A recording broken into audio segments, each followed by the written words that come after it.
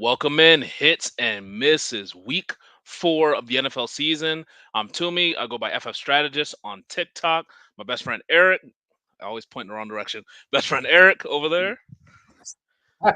What up, what up, what up? Eric P. Football, let's go. Let's go, let's go. So, this week was crazy. Lots of hits. The misses this week are like apocalyptic level misses. Some of these, but let's start positive. Let's start with one of the bigger hits. I think we cannot talk about this Sunday without talking about the level of play that Jaden Daniels is putting on the field right now. Like you can't say there's a lot of stuff that's negative, and trust me, we're getting to that. But Jaden Daniels, Eric, like, what are your thoughts initially, bro? This is insane, kind of gold jacket looking type of stuff. Like, what do you think?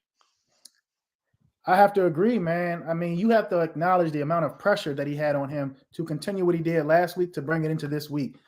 Hmm.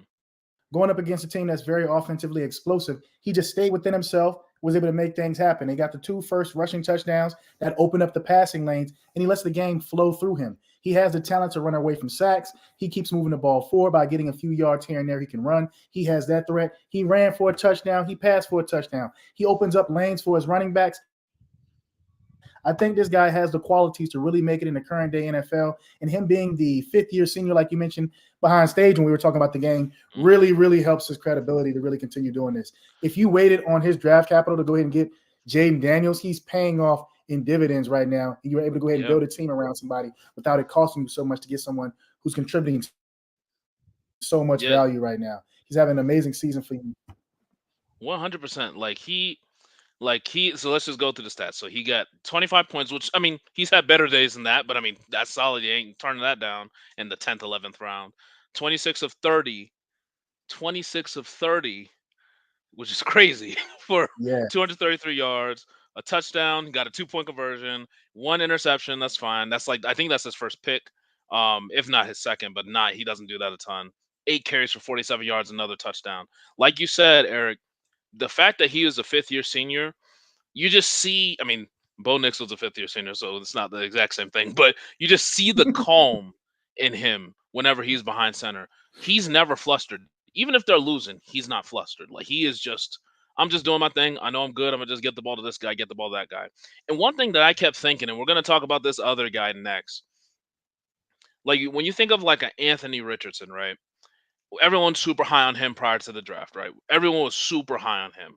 Like, all the tools in the world. What we saw off of his first year in limited snaps, so you just saw amazing talent. And the one thing that I kept For doing, sure. I rated Anthony Richardson higher than Jaden Daniels, like most people did. But the one thing I kept kind of saying about Jaden Daniels was, like, I don't know why people let him slip to the 10th round, because at the end of the day, I like Anthony Richardson. I'm a Colts fan, for better for worse. But like, if you look at Anthony Richardson coming out of college, anyone could objectively say he sucked. Like, he was not good. He just has all the tools to be amazing. But then you look at like a Jaden Daniels, who was the best in college when he was in college, and has all those tools. Like, maybe not the athletic, physical tools, but talk about who's healthier. One person, at least knock on wood, has been healthier in his short career so far, and he just has that Yep. poise of the 5th-year senior, of the Heisman Trophy winner. But he also has just such a dynamic talent, plus arm talent. Like, he's so dynamic on the ground, plus he can give you anything you want in the air. And that's the thing I thought, like, his rookie year, we're gonna see a lot of him just running, running, running. But the passing stuff, we're not gonna see this yet. This is gonna be like end of first year, going into second year. We see, like, oh, very refined passer, because he was in college. He started showing that, especially last week against the Bengals, and he continued that this week against the Cardinals, which, the Cardinals aren't a good defense or anything, but they'll be sneaky good at home sometimes. Like, sneakily, they'll get after you, and they True. just mollywop those boys. Like, they it wasn't competitive. This was not a competitive game at all. Like, no matter what the score was, even early, like, actually early, they were blowing him out early. Like, it was not even a close game. He just moves his offense down the field, and he is like, I know Cliff Kingsbury, there's definitely like a little bit of revenge he wanted to get, but it's not Oh, all yeah. that. It's like Jaden Daniels, like, is just so clean from a player. Like, I'm just amazed by the talent, bro. I mean, I have to eat a little bit of crow because I thought he was not reliant on his arm enough. He was becoming a little bit one dimensional with the running and everything. But he has Mhm. essentially shut me up. Terry McLaurin, he is showing up. He's getting that man opportunities. He scored again. Yep. When's the last time Terry McLaurin scored 2 weeks in a row? I He's don't know if starting to that's ever find his happened. people using everybody. Like, yeah. Huh? It's like I don't know if that's ever happened if Terry scored 2 weeks in a row. But I'll take it. Exactly. So we're seeing something we are not accustomed to right now. And if you happen to get Jaden Daniels, the value of what he's producing right now is absolutely unbelievable. Like amazing so far. Hell yeah, hell yeah. And like Jamie, did we see that Roshan TD? Yes, we did. But we're also going to talk about his teammate because out of nowhere, DeAndre Swift wanted to say, "Hey, I'm DeAndre Swift again." But we'll talk about him Precisely. in a second. But man, oh man, let's just hop to the miss. And I'm just stealing the thunder, I know, but I gotta talk about this guy, like Anthony Richardson. Like that's there are teams who've had Anthony Richardson. You will be lucky if you're 2-2 with him. You'll be very lucky if you're 2-2. Now, I will say, the beginning of the game, he looked good. Connecting with Michael Pittman Jr., who had a great game, finally, Jesus. But like connecting with like his receivers, like just he was moving the offense, looked great. The thing is, though, you can't just say, oh, he's playing well when he's healthy, but the injury, oh, he got injured, so that's not why he performed well. It's like that's part of the profile. You know what I mean? Like the only reason there was risk there, hypothetically, was if you get injured, he's going to bone you. So, I mean, you're still kind of accepting that when you draft him in the fifth round. And I can't give him credit for being healthy, being garbage the last 2 weeks, but being healthy in the first couple quarters here or first quarter, then getting dinged up and then letting Joe Flacco take over. Like I'm struggling multiple ways as a Colts fan. I'm struggling with him as a long-term prospect. Really am. It looks like this hip pointer is something where they do expect him to be fine. He's probably going to be able to play next week. And against the Jaguars, it's a very juicy matchup. But I really think I'm overall as a fan, as a fantasy player, tempering my expectations on Anthony Richardson because I think we were talking about it at pre-show. You made a good point. We're at week 4 now. Like we've gotten a decent amount of data on what's up with some of these players. And Anthony Richardson has shown to be an incredibly unreliable fantasy player. No matter like you'll get great games Yeah. from him. He's basically boomer bust. And I don't know what you could do with that. Like it's just it's tough. It's tough for me. Seems like Jamie Parag, just mentioned something I was going to bring up. Joey Flack seems like he's back. You know what I'm saying? Y'all got a good backup Mm, over there for the Colts who probably can continue to get the ball to Pittman. In Anthony Richardson's defense, he was opening the game, getting the ball to Pittman. So Pittman was pretty much mhm, showing up in this game from the get-go. I think they've heard a lot of the critiques out there that where the hell is Pittman? What is he doing? Is he still a mhm. WR1? They're not getting involved at all. They don't want to pay these guys for nothing. So I'm sure that they've practiced on trying to find out how to go ahead and get him open. But as you mentioned already before, what we've seen in Anthony Richardson, it doesn't breed any confidence in you going forward. He had an injury last year. You see it again. It knocks him out for the whole game. You know what I'm saying? Get nicked up, come back. He came Yeah, back in this game, and then they said they determined that, take this one, sit this one out.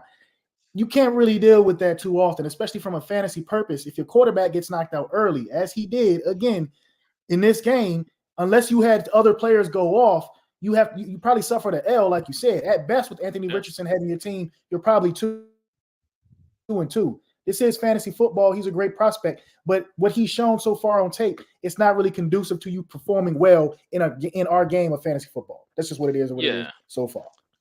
And if you unless you're in one of those leagues, which I like this format, it is kind of like if your player gets injured, sometimes you just kind of deal with the loss. But there are certain leagues where if a player gets injured, there's like an auto sub, or you have like a certain amount of auto subs for the year, or it's like it automatically subs in the next best player at that position. It's kind of like bowling Mm, with the bumpers on. But in those leagues, you're fine. But if you're not in one of yeah. those leagues, like Anthony Richardson, truly like 3 of 4 games has been a massive disappointment. And again, injury is not his fault, but that's kind of your fault as a fantasy manager. My fault as a fantasy manager because that's part of his profile is injury. Like he's an injury prone guy. So him getting injured is part of the risk you accept. So that's just kind of concerning. Um, so I mean, On the other side of this break, we're going to talk about all the other hits and misses from this week. We got to talk about, I can't, again, I'm never going to just spike the football when I'm doing great, but then not talk about Brees Hall when he just plays like some ass. We got to talk about all the Panthers players. We got to talk about the Packers Vikings game was crazy from a fantasy perspective. All that Oh, more yeah. on the other side of this break. Yep. Oh, hey, it's Mr. Breakout Finder coming at you.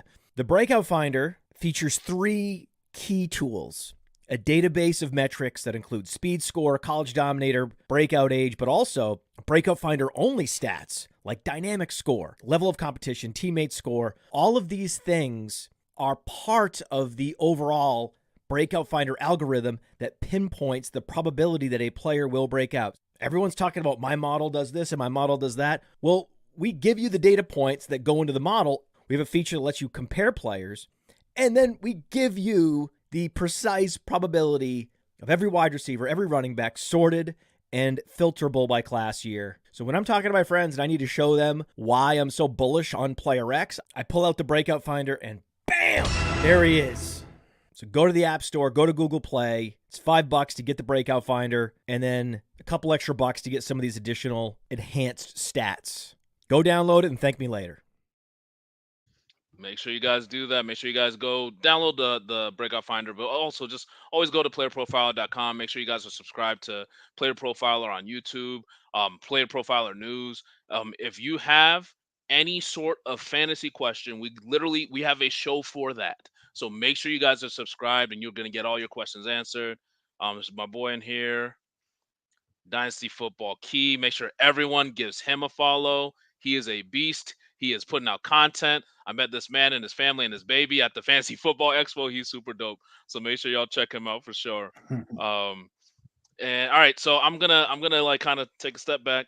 I've been very negative. Eric, where do you want to go next? You pick. I guess to follow up on that breakout profile, one of the players who comes to mind right now that I would really want to target in a trade that probably isn't blowing up too much, but he had a very good game this week, of course, Brian Thomas Jr. The Jaguars aren't playing too well. They're 0-4 right now, but someone who is really getting a ton of targets, performing very well with it, is Brian Thomas Jr. He's a rookie. Currently, if you have somebody in your team who has him on the bench, they don't believe in him going forward, I think that's somebody that you should really try to go ahead and get, because from what I've seen, he had 9 targets a day. And what I've seen in 4 weeks right now, they're going to continue giving him the ball, and he's a guy who's very effective with it. The Jaguars currently aren't performing that well, but he's definitely doing his thing. I think that tool that they just mentioned, if I was pulling it up right now, I'm sure they would be highlighting Brian Thomas Jr. I had to give him a shout out and just mention his stats, of course. 21.9 points on the day, 1 carry, 13 yards, 6 of 9 receptions for 86 yards and a touchdown. That guy is getting it done on the Jaguars.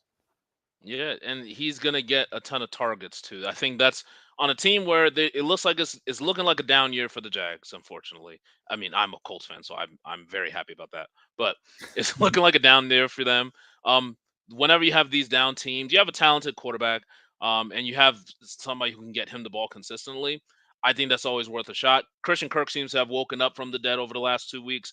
But even still, the one thing I would have a concern about with him is when Evan Ingram comes back, because he is going to be challenging just for total targets. But we don't know when that's going to happen. And until then, I mean, he's a rookie they invested a first round pick in. He's been performing. I think the person who's probably going to lose out the most probably is like a Gabe Davis when Evan Ingram returns. But yeah, I love that take. I think that Brian Thomas Jr., if you can acquire him, please do. But like you said, I know you were trying, Eric. Like it's not easy to get Yeah. Brian Thomas Jr. on your team right now. Yeah, I got 2 no's. You'd have thought I was trying to hot out some ladies out here. They was telling me, no, not my type. I'd rather not. Not for me. Yep. So, yeah, I'm used to it, though. It's cool. I feel you. I feel you on that. Um, let Let's answer this question real quick. Sorry. So fantasy question, non PPR. Flowers, Jameson, or JSN. Basically, one who could have a TD. If that's really what you're looking for, a lot of times in these non PPR situations. If it was PPR, I would actually be going Flowers, JSN, Flowers, JSN, then JMO. But because it's standard, I'm going to go with Flowers, Jameson, JSN. So no matter what, I'm going Flowers first. I think that he bounces back from last week. He's the main weapon in this offense in a game where I know they're going to have to throw. I'm very excited about this late night game coming up in a few minutes. But I definitely think Flowers is going to get it done. I definitely agree with that. For some reason, I've heard people kind of down on Flowers. I was like, That man's Mhm. speed, agility, the amount of volume he gets in that offense, he's a juggernaut. I don't understand what people just don't anticipate that he's actually going to be someone who should be mentioned among some of the top receivers. He's one of the best options they have in Baltimore. They give him the ball at the sake of Mark Andrews is appearing right now. So Mhm. certainly flowers. Yeah, 100%. I agree with that 100%. All right, let me go. I'm gonna take us right back. Let's go back to the negative. Let's take a trip Who? back into time. Uh, there's so many options, guys. Like we have this show sheet, and the misses are just gargantuan amount of the sheet right now. But we got to talk about Brees, man. Like, what the hell was that from all the Jets? Like, Brees was ass. Like, 3.8 points. He got 10 carries for 4 yards. That did not misquote. 10 carries for 4 yards against the Denver Broncos.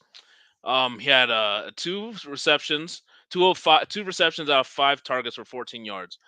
He was awful. Braylon Allen crushed him with 5.6 points, 8 carries for 34 yards, one receptions for 12 yards. Like, it was a terrible, terrible game, and this was truly like a Nate Hackett collapsing within himself. This was a terrible game. He clearly got nervous or something. Going like, actually, no, they were playing at home. He's playing in New York. So it wasn't even like he went to Denver to do this either. Like, they played in New York. The team was so hyped, like, we're trying to have this revenge angle and all this stuff. And they were just talking a bunch of BS, man. Like, Garrett Wilson was trash. Let's just read off his stats while we're here. 5 of 8 receptions for 41 yards and one lost fumble. You could say he got the Pat Surtain treatment, but I don't give receivers an out for that. Like, you're a pro receiver, you're a first round pick as well. Go make a play. And you can't be losing fumbles and stuff like that too. So him, Aaron Rodgers was trash. The whole team was garbage, and they lost to the Denver Broncos at home. That says that's awful. That's This is one of those teams, man. Just taking a step back, I think we look at the roster. It's like the roster's a good roster. You have a lot of faith in Brees, and I still have a lot of faith in Brees. You have faith in Garrett Wilson. You got faith that Aaron Rodgers is going to be the best quarterback that they've had for a while. And you think, like, with that defense, they're just going to be good. And I feel like over the first 3 4 weeks, you're always watching the game like, all right, just do a little more. Like, just do a little more, all right? Like, oh, that's awesome, Brees, that you still got 18 points, and that's great. But you got like 40 yards rushing, so like, could we do a little more?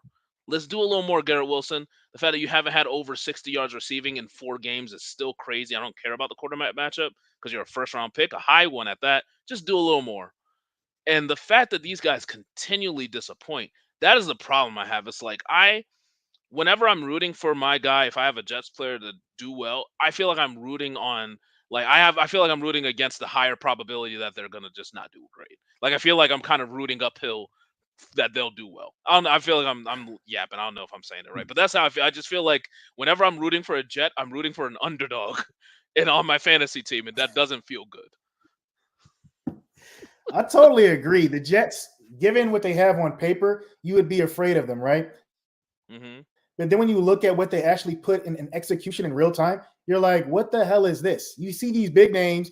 You see that they should be opening up a whole lot of passing opportunities. They got Mike Will out there. They got Lazard. He loves Lazard for some reason I can't explain. He's got Wilson out there. They got Tyler Conklin. You've got 2 effective running backs. You have a very decent defense that our people should be afraid of. And the Broncos gave you work and beat you after they already focused and put all their efforts and energies in beating the Buccaneers. This is the same Jets team that we thought had found their same sheet of music that they're all reading from the week before when Aaron Rodgers looked like with his accuracy, he's getting it done. He's 40 years old, but he doesn't look like he's 40 years old coming off the Achilles tear. And they give you this. Like, how do you even analyze this? This was garbage. This is trash. This is ass. That is what that game was. It had nothing that you could take Garbage. away from it. Like, It's exactly. You're just pissed it's off from what you pure saw. If you garbage. saw that, you're mad.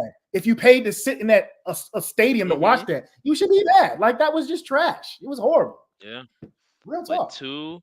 So the both. Oh yeah, I guess I forgot. So that was 2 games in MetLife. Got some L's right there. The Giants lost on Thursday, and then the Jets lose in MetLife again. To the Denver Broncos, bro. Like, ugh, that's a problem because the Broncos weren't great either. Like, Bo Nix threw for 60 yards, right?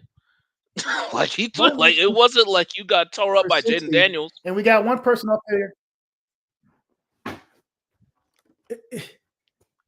Like that, Cortland Sutton came from the dead in this game. At least he got you a touchdown. You know, he was somebody that people have been floating out there as a WR1 who's not performing, but he was able to at least give you something. What I would say, use that to try to trade that man, add him in a Oh yeah. package or something like that, and try to get Brian Thomas Jr. That will not Yeah. be that often. It took him a month to get one touchdown. Let's go ahead and move on from him. The Broncos are not executing like that. Oh my Real rap. gosh, man. That was terrible. That was terrible. All right, let's just get off this damn Jets game. I guess rest of the season, the thing to think about. Garrett Wilson, at some point, he's gonna get it together. I do believe that. Him and Aaron Rodgers, there were just certain times you could see they were not on the same page. Like I really I think they're gonna get it together, but I just think like I don't know if you're ever gonna get like the first round value you drafted him at. That's the thing that worries me. I think you'll hopefully get high end second round value, hopefully, but it's looking like an uphill battle a little bit because their schedule is easy right now. And it gets very tough. Um, then Brees Hall, I think he'll be fine. You do need to see him like really start to separate himself from Braylon Allen, who's been playing well too. So that's just a little bit of concerning things. There's a couple questions in the chat. I just want to make sure we address it on TV. Do we think JMO and D Hop are going to get 27 points tomorrow and 1 point PPR or full PPR? That's pushing it. It's possible, but I think you need JMO to kind of give you a big day if you're going to get that, honestly. Because I don't know what D Hop's going to give you in that Miami game. That seems like a disaster, like a dumpster fire to say the least. And then I said, go ahead, Eric. You got something? No, I was going to say you can't really get on the consistency of D Hop. We're 4 weeks in, but you've only seen really one game out of D Hop where he's trying to play healthy. You saw where his quarterback isn't the best. He might have a little bit more trust in D Hop going forward. So hopefully you're hoping that this game shows that he's force feeding him at the cost of Calvin Ridley. I don't know if that's the case, but Yeah. that's just what it is. That was the nicest thing you could have ever said about Will Levis. His quarterback's not the best. Like his quarterback's ass, man. He's terrible. Like I mean, his quarterback's not the best. He's garbage.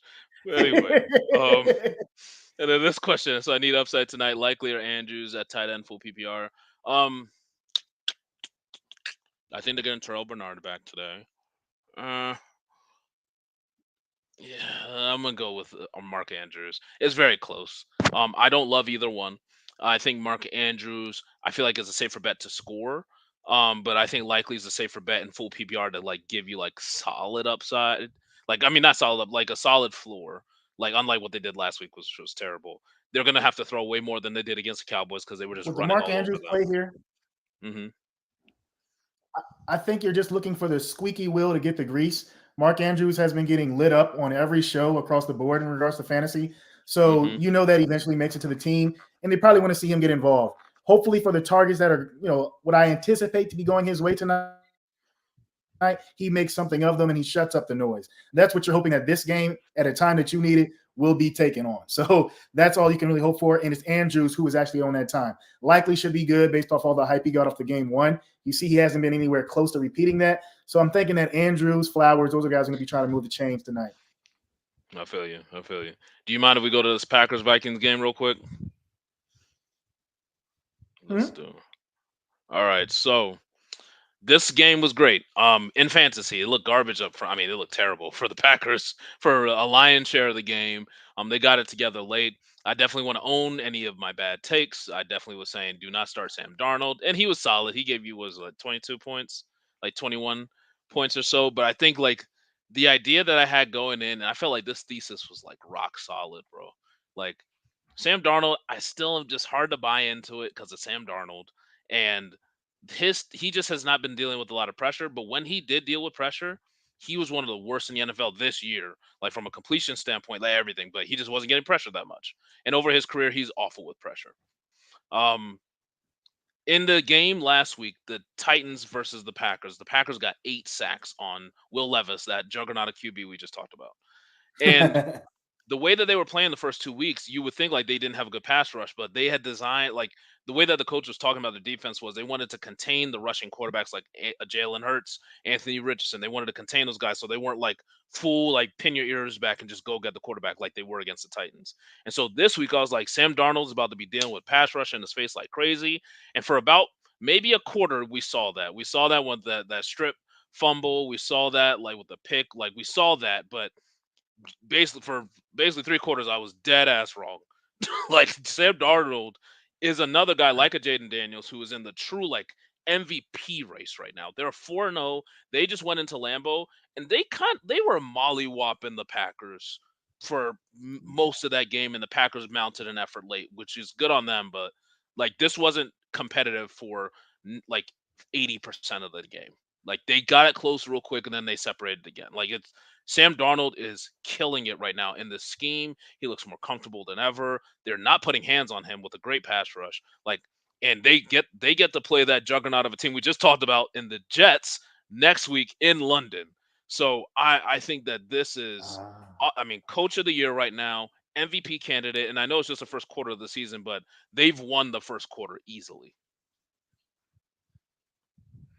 I totally agree. And the team that they were playing against, the Green Bay Packers, Jay Love comes back, and I mean, this man, he's like he never left. This dude was just tossing that ball and eventually made the game come relatively close here in the fourth quarter. We did have an injury with one of his receiving core. Christian Watson went down with an ankle injury. He got no receptions. But I would say out of these guys, people were talking about is it going to be Romeo Doubs, Jaden Reed, is it going to be Dontavion Wicks. You saw Wicks get 2 touchdowns, and I'm thinking if we really see a big injury out of Watson where he doesn't come back for quite some time, you can pretty much, I feel, start to gain a little bit more confidence. And, of course, Jaden Reed going forward, but definitely the ability of Jordan Love to get the ball to anybody who's open. So he is just dotting that ball around there. This was his first game back, and his response I was very, very appreciative of. He really put up a whole lot of points. I didn't expect somebody coming back from the injury early like he did to be this effective. Of course, they lost the game, like you said, given how the Minnesota Vikings played.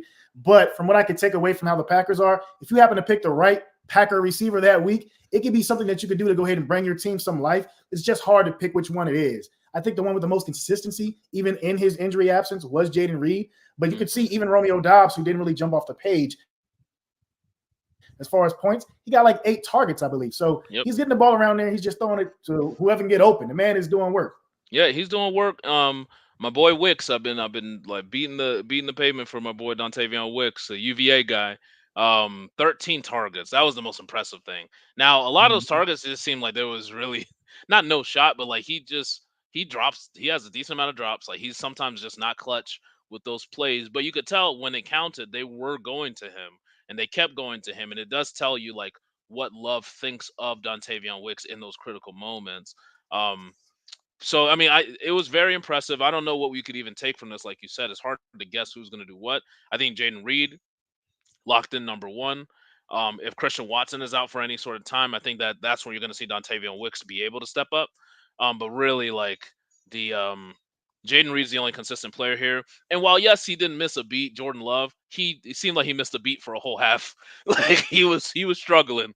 Like they were just he was not looking great off of that MCL sprain. But he got it together. Good on him, and I think they made for a really competitive game. So I don't know if this is confirmed, but I do want to just talk about this because somebody put in the chat and I just looked it up. Schefter did not say this yet, but it does seem like it seems like it's heading there, right? Like we are again. I've not seen confirmation from like the big guys like an Ian Rappaport, Adam Schefter. I want to see it come from them. But obviously, Andy Reid said that like it doesn't look good. He made it very clear, and you can even tell on that play if you guys didn't see it. I think it was an interception, Pat Mahomes. I mean, come on now. And then like Rashee Rice stripped the ball from the player, so you actually probably got you like 2 points in like fantasy for like a forced fumble. But then Patrick Mahomes trying to make a tackle rolled up on his knee, and you could see like right when it happened, he was down. He was crying on the cart when he got carted off, and so this is what I think everyone is suspecting. What my man Dan Elbay is putting in here. We don't know this yet, but I think we should be mentally preparing ourselves for a torn ACL for Rashee Rice. Wow, that is the worst kind of news. Even beyond fantasy, he was just extremely effective for that team. That's a major impact to the Chiefs. I guess switching over to the Chiefs, everyone was concerned about who would be running back for them. You saw Kareem Hunt pretty much almost replace Steele in the middle of this game here with him taking over the carries due to the loss of Pacheco. But if they sat there and they've lost Rashee Rice, they're going to be going to the drawing board effectively. That was their number one running back option and receiving option that they've just lost. I mean, if Mahomes has magic, he probably want to use all of it in this season because, damn, I mean, I don't know what else to say. That is an extremely massive hit. It's beyond any analysis. That is juggernaut, cataclysmic, supernova level. That's what. Damn. Like so this just came across and I just copy and pasted it from Adam Schefter's Twitter. So and that's why, guys, whenever you see news like this, you always want to substantiate it. Whenever you get it from a Schefter, I mean, he's been wrong every once or twice or three times, right? But he's consistently giving you the information. So this is what he said on his Twitter. Chiefs wide receiver Rashee Rice is feared to have suffered a torn ACL during Sunday's game versus the Chargers. Per sources, there will be additional testing to confirm the initial diagnosis. So we gotta pivot. Let's pivot right now. You have Rashee Rice. I have Rashee Rice on a couple squads. What's next? So let's talk about what are the options really quick on the Chiefs. And then let's talk about maybe some other options that may be out there for those people who just lost Rice. All right. So on the Chiefs, Xavier Worthy, I don't have a stat line. I think he did. I mean, he obviously scored that big touchdown, but he is going to have to step it up right now. He got 16 points in PPR. He got 3 or 4 targets for 73 yards. Really, I think on the Chiefs, the biggest beneficiary, which sounds crazy to say that, sounds gross. The biggest beneficiary of the Rice injury is going to be Travis Kelce, because Rashee Rice was like eating his lunch in the stuff that Travis Kelce used to do. Like all that short intermediate stuff, the really quick, get the ball out of my hands real fast. That was all going to Rice. Now, as you can see in the game today, Kelce had a decent day. That's all going to go to Kelce. But I don't think that's enough for this team, man. Like, I think they're going to probably have to work out some receivers because they lost Marquise Brown likely for the regular season. You just lost Rashee Rice likely out for the entire year, and he was by far your best player on offense this year. They lost Pacheco for at least 8 weeks. Like, I think I get the Mahomes magic, but like this is one of those years. You remember sometimes when Peyton Manning, he would be playing with like Joe Schmo, something White from like Michigan State, undrafted wide receiver, turned them into like a fantasy stud. This is that year, Pat. Like, you need to do that. You need to turn like Xavier Worthy. He's got the skill, so you just need to see it now. But you need to get something out of Justin Watson. You need to get something potentially off of some guys off the street. And these running backs need to turn into like a real part of this offense. You need to start integrating Noah Gray. You need to start integrating all these guys. So to me, on the Chiefs, that's really the option. And at the end of the show, just make sure you guys stay tuned. We're going to talk about some of the early waiver ads if you lost Rashee Rice, and those would be some good players to look into. Man. Yeah. It sucks. That's a big downer. Big time. Let's just keep the energy let's just keep it so awesome. I see the comment in here. We already talked about Breece Hall. 10 carries for 4 yards. He's killing it. But very similar to Breece. If you look at like a snap share perspective, like Braylon Allen was more effective and had a very similar snaps to Breece today. Another top end running back who was in a very similar situation, Bijan Robinson. Really paltry day, really saved himself on I think it was like one big reception, but like 7 carries, 28 yards, 4 for 46, 11.4 points in PPR, not terrible. The thing that scares you was the 8 carries for Algier, who was just better with it. Like, he was just better with the carries. Like, we got to just be objective and say that he was better with his work than Bijan was. True. 2 of 2 for 20. And then the snap share, everyone kept telling me, and we saw in the beginning of the year, 90% the Bijan, 80% the Bijan. Today, 61% to Bijan. 7 of 11 on third downs, which is good. But Algier got 41% of the snaps. And that's kind of been my biggest concern with Bijan this entire offseason. That's why when you're kind of picking this between who's the RB1, I kept saying it was Breece. And again, today doesn't look great. But like, I kept saying it was Breece over CMC because I just was worried about CMC being injured. This man's getting going to Germany to get his calf fixed. So that's not looking great. And then I was like, over Bijan again, it's really close, but Algier is a real thing, and he's just not going to go away because he's a good running back. I know Braylon Allen was solid. I liked him coming out of college, but he wasn't to me what Algier was. And this is the concern if you're a Bijan owner. Is like Algier gets snaps and Algier looks good with those snaps. Algier's a 1,000-yard rusher his rookie season. Like we can't just like cast that aside if you're one of those people who love Bijan. So not panicking, but it's definitely a little bit of like reason for concern. Yeah, we can stay on Atlanta because even when you take it to the air, Mm. this game alone, they didn't have an offensive touchdown. They had 2 defensive touchdowns and some kicks that went their way for them to come out on top. When you look at the way that Kirk Cousins, who had a bad game, I'm going to go there, 8.52 points, 21 of 35 completions, 238 yards, and 1 interception. His top person to throw the ball to is Drake London. You would think that he would start showing himself a little bit more as a WR1. He costs a high draft capital. He only put up 12.4 points, 12 targets, caught 6 of them for 64 yards. Daryl Mooney's getting tons of targets out here. Ray McLeod's getting tons of targets out here. Kyle Pitts is being looked at sometimes. I don't even know how to like. What are we doing in Atlanta? Like, Atlanta seems like they have. I was waiting for you to get a pitch. What are they doing? You feel me? Like there's no consistency. Oof. You have Bijan. I think he's one of the most effective, highest paid running backs. And you see that Algier was catching some burn. It's like, does Atlanta know what they doing game to game? Damn. Like what you doing in practice? Like I truly think the Algier thing, I could easily see why they gave Algier more work. Because if I'm giving the ball to Bijan and it's not working, I know 25 is a big boulder back there who also is like pretty decent in space. And so why not just change it up? Just see what happens. And then when they changed it up, Algier gave you 5 yards of carry today. Bijan gave you 4. That's a big difference. The passing thing is the thing to me that's just kind of tough. Because the ground game, it is what it is. Like Kyle Pitts getting 0 points is nuts. 3 targets is also crazy low. Like London got 12 targets. He should get 12 targets. Ray McLeod gets a ton of targets in this team. Mooney obviously gets a decent amount of targets. 3 targets for Kyle Pitts is like unacceptable. Like you gotta even give him the more opportunities to make something happen. And for him to go 0 of 3 for 0, and for this team's best player to be Younghoe Koo, get you 20 points as a kicker, like that's phenomenal. And their defense, obviously, that's I like the fact that their entire offense is listed in misses, but they won the game is hilarious. Like that's wild. That's crazy. Yeah. What the fuck? Oh jeez.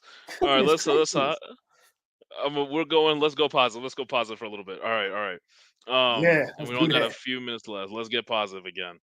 So I don't feel like talking about Baker, so I don't feel like that. Just sorry. Let's just talk like we touched on it, some of the players that kind of came back from the dead today.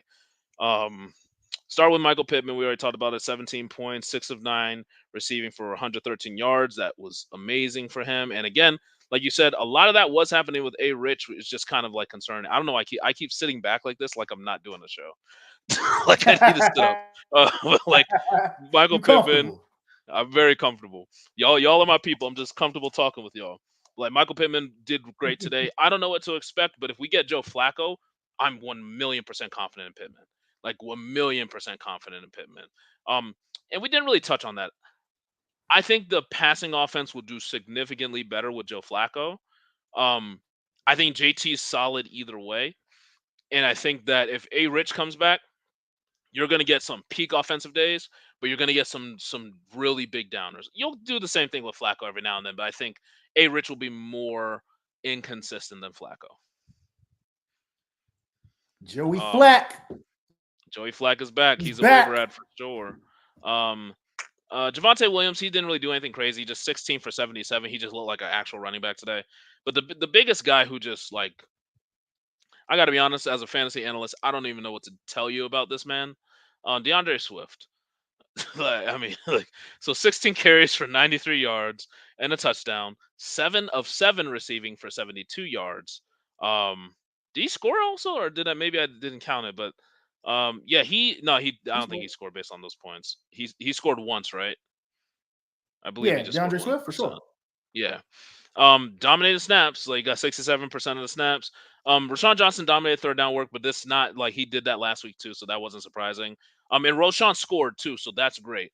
But DeAndre Swift just took over. Um, this is an easy matchup, but even still, like the Colts last week was technically an easy matchup. Um, I I don't know. People dropped him, and I guess you pick him up, but I don't know what to tell you about him other than that. Like, I guess you pick up DeAndre Swift. Who do the Bears play next week? I'm just trying to look that up really quick. You tell me something while I look up the Bears schedule because I have nothing to give you on Swift today.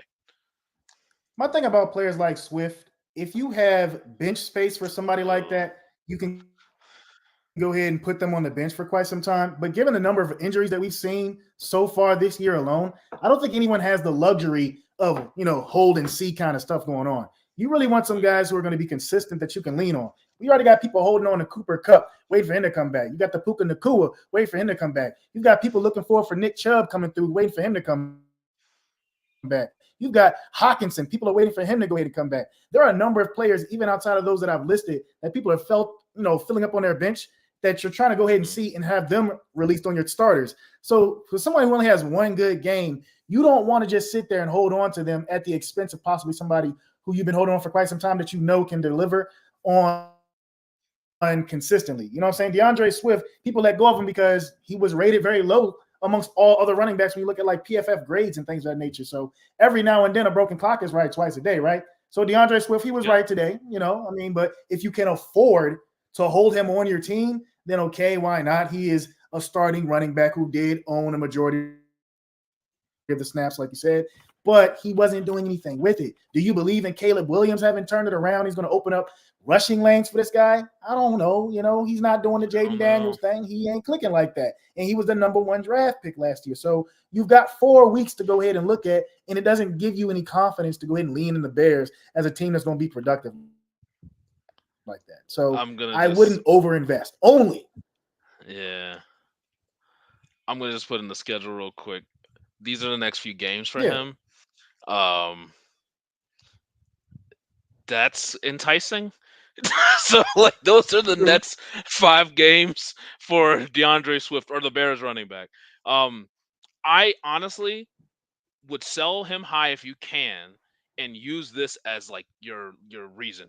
Like look at the next couple weeks. They're playing the Panthers, who the Bengals running backs just went crazy on. The Jags, the Commanders, who are playing well, but I mean Connor had a great game. You got the Cardinals, who B Rob went crazy. You got the Pats. Like there's a case to be made that he should be a buy even at this state. But because of the inconsistency you just mentioned, because Caleb Williams' inconsistency, this is a perfect way to package a sell, like sell him high. He just gave you 30 points. I don't know if he's going to do that again this year. Um, Khalil Herbert has 0 snaps. I don't think that's going to happen again. Like I really think that there's a case where you could package him for a sell high for sure. Man, Yeah, I'm gonna stake my claim on this. Sell him. Sell Swift. Do not invest. If you can sell, you get some return on him. Sell this man. Do that. sell I will sell say that. this man. Oh Yeah. god. All right, we're gonna wrap it up. So let's just talk really quick. I'm gonna sprint through some of the injuries, the ones that we haven't already talked about. Obviously, we talked about Anthony Richardson. He looks like he's gonna be either day to day or week to week. They don't think that he's gonna miss any time. Rashid Rice, it does look like he's torn his ACL, but we're gonna get some confirmation hopefully on Monday. That really sucks. Um, Christian Watson looks like an ankle sprain. I didn't see if it was a high or a low. But I just think like that's just that to me droppable. Definitely a droppable guy. If I can't deal with like having Christian Watson just on my bench taking up space when there's some better waiver options we're going to touch on in a second. Um, Taysom Hill rib injury really disappointing because he scored 2 touchdowns and was looking great. So we'll just see how he does because he's like very old for like a very old But he player. was doing his thing. I mean, he Hmm. really came in there and just out of nowhere and did what he was known to do. It's just unfortunate that he Hmm. got hurt because he hit like 2 quick touchdowns for the Saints. They were using him as a battering ram, but like you said, that age can't afford that anymore. And I think that Yep. they might change the way they use him going forward. This is the second injury. We're 4 weeks into the season. So Yeah, I mean, he's like I don't know if he's like 34, 35, but he's at like a quarterback age, but playing like a running back, and that's not going to be conducive to health for the long term. yeah. All right, so let's just touch on some waiver priorities really quick. I'd say if you're thinking of non-quarterback, because we didn't really get to even touch on like Fields or anything yet, but non-quarterback, I think the big one's going to be Kareem Hunt. Um, even though Carson still did play a couple more snaps after he lost the fumble, and he basically lost his carries opportunity because of that. Like Kareem Hunt then came in, dominated with 14 carries for 69 yards, 2 of 3 receiving. He didn't score the touchdown, but he drove the team all the way down the field. Then Piron got the easy score after Kareem Hunt basically did all the work. And in He this did. team where like they just don't have anything else. Like Kareem Hunt is probably one of the more reliable pieces they're gonna think they have, and so I think that Carson Steele, like I don't want to say he's full droppable yet, but the fact that he didn't get a single touch after he fumbled is concerning for a player who in college had a gargantuan fumbling issue. Like that was his issue. First game he played, or first time he got some real work, he fumbled as a Chief. And I know that he was basically on like a clock, like if you fumble again, you're out of here. And he fumbled again, so looks like he's out of here. I do think that he's going to probably be droppable. I mean, honestly, as I think about it, he'll probably be droppable this week. Like he's not going to give you anything else. And Kareem Hunt seems like he's here to stay, especially since they need all the weapons that they can rely on right now. Facts. Yeah. Um, Other guys for sure. I didn't have him on the list, but Josh Downs balled out with over 20 points. He's definitely going to be a big. Oh yeah, he's on the list. 8 of 9 for 82 yards, and a touchdown. Joe Flacco. No matter what, if you're like not everyone, but if you're an Anthony Richardson owner, you need to pick up Joe Flacco. Like just make sure you have Joe Flacco so you can secure the Colts quarterback room as we kind of learn information this week about that hip pointer. Um, and then Justin Fields, just to touch on it, he balled out. But he was really they were in a chase mode from jump. Like they had the chase, they had the throw. And this is more reminiscent of like what we got when he was with the Bears. But again, as you can tell, it's like he lost. Like, but it was those True. games where he's chasing, he has to throw, he has to run, he has to do whatever he can do. He scored twice on the ground, once in the air, over 300 yards, lost a fumble, but still lost the game. And so if we were going to get that type of Justin Fields, that's great for fantasy. But that type of Justin Fields is garbage for real NFL play. And so I don't know how Yes. Mike Tomlin, he doesn't digest losing that well. If he doesn't get better production and more consistent production, I could see a world where they switch back to Russ if he could get healthy. Oh yeah, for sure. Yeah. But until then, ride that horse, man.